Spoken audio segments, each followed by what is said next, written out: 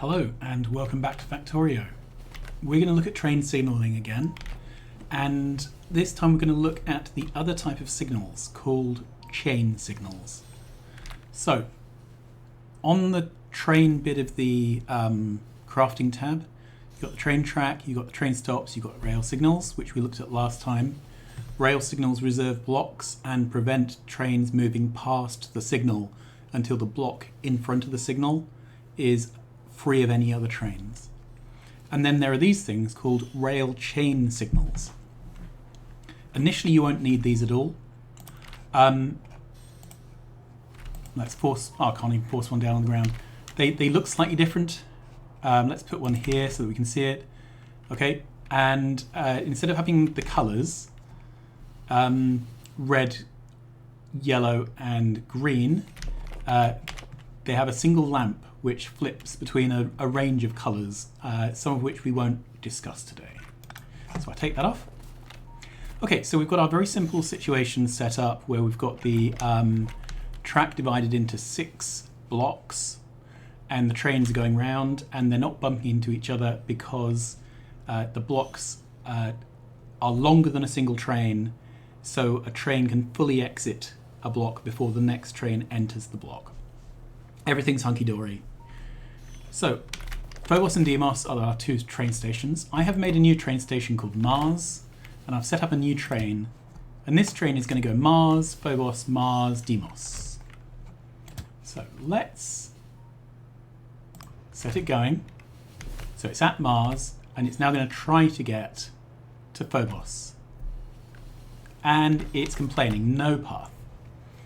The reason it's getting a no path error is because on the train tracks which it is connected to, there is no Phobos train station. So if I joined this on down there, there would now be a route around the Phobos train station and it would start going. So let's join this up from the opposite direction. Let's give us a route into Mars. Okay, so this train has left the Phobos train stop block. This train wants to go to Phobos, but do you see that the arrows are red highlighted and then they're green again here? Okay, what that is saying is it wants to move past that train signal, but it can't because there's already a train in the block. And you can see this magenta block branches, it goes up to here, but it also goes around here. And this is what happens when train tracks merge or split. You end up with a block which tracks across the merge split point. And this is where things can get a bit annoying. All right, so what we can do to help this is we can put down a signal after here. And now the magenta block goes up until both of these signals. And the train can carry on through and off it goes. All right, so now if I join this train on, we get, we'll see a similar problem. So this train wishes, let's pick up a thing so you can see. All right, so the train at the top at the station, there's a train in the station at the top, and other trains going behind it, and everything appears to be working fine. But if you look at the yellow block is shared between the exit from the top station and the block containing the bottom station. So, in a moment, this train will pull into Mars, but do you see it can't get into the yellow block until this has got all the way through. So to fix that, we isolate the station again into its own block. And now this station has its own block, this station has its own block. And everything's fine. And it looks as if everything's fine, right? As far as we can tell, it's all good. Except, if we had something a bit more complicated as our rail network, the trains would get jammed, or they'd end up going around crazy routes. What we need is a chain signal. So we can drop those down over the top of other signals. And do you see that's blue? What that means is that the train which is about to go past it can't move because it's not green, but there's multiple routes for trains to move on from here which are unobstructed. So it goes to red when the route ahead can't be traversed, goes back to blue. And the area which this train signal is looking at is this magenta block. So when at least one of the signals coming out of the magenta block are red, it is blue. When they are both orange or green, it is yellow. Okay, and this chain signal lets the trains go on their way. Now, any sufficiently complicated train network is going to have a lot of splits and a lot of joins and quite possibly some loops, some roundabouts and some other things like that. And as well as chain signals looking ahead to the next signal to decide if they're going to let trains past, they also give the train a chance to reroute its path to the station it's trying to get to.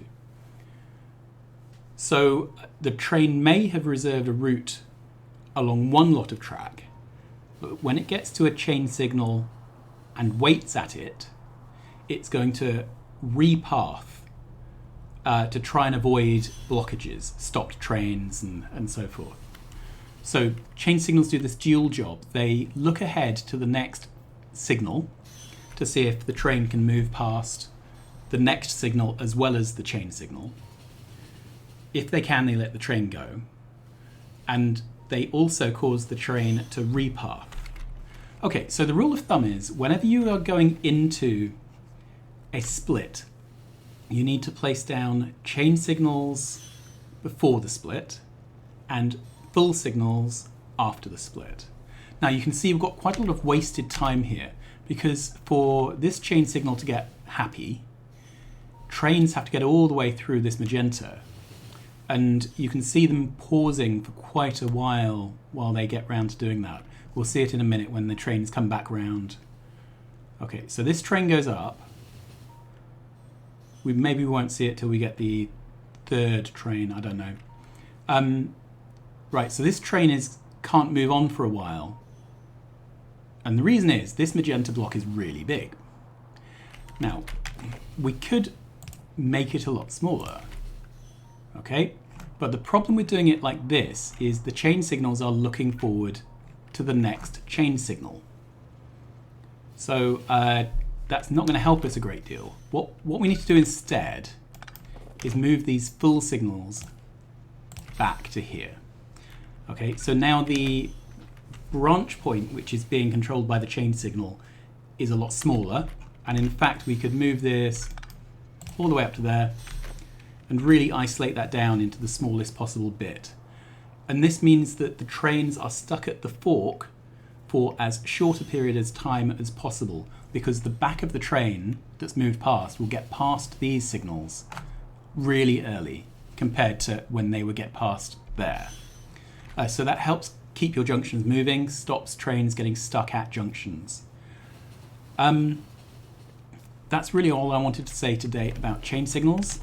You can obviously drop in chain signals anywhere you would put a normal signal, but it's going to cause the train to wait there until the whole route ahead of it is available.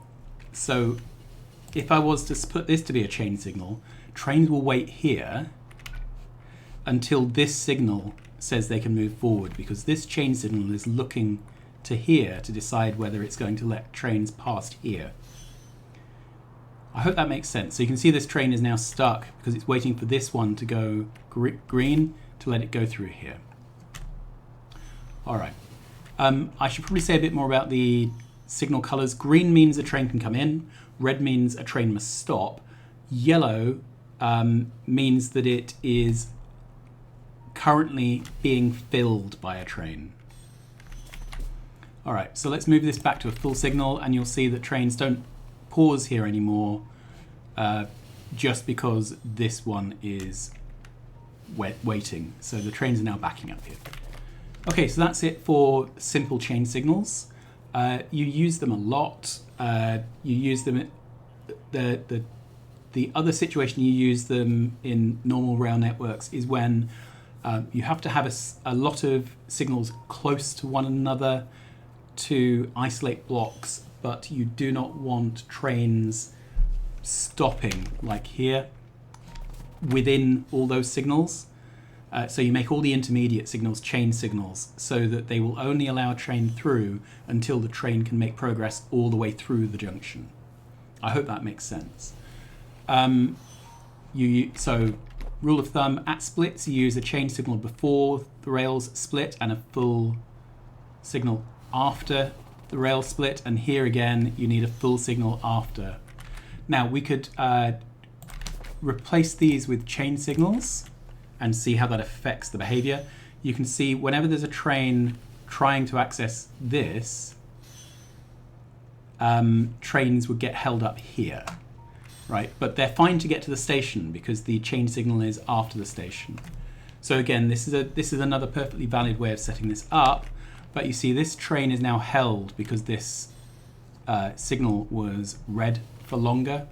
So these trains are not going to be able to leave their stations until this signal is ready for a train, which might be what you want if you're trying to get trains to clear a busy set of exit junctions. But here we want them to make progress as soon as possible. So that's it. That's simple chain signals. We will look at something a bit more complex next time. But until then, thanks very much for watching. Like, subscribe, tell your friends, and have fun with trains.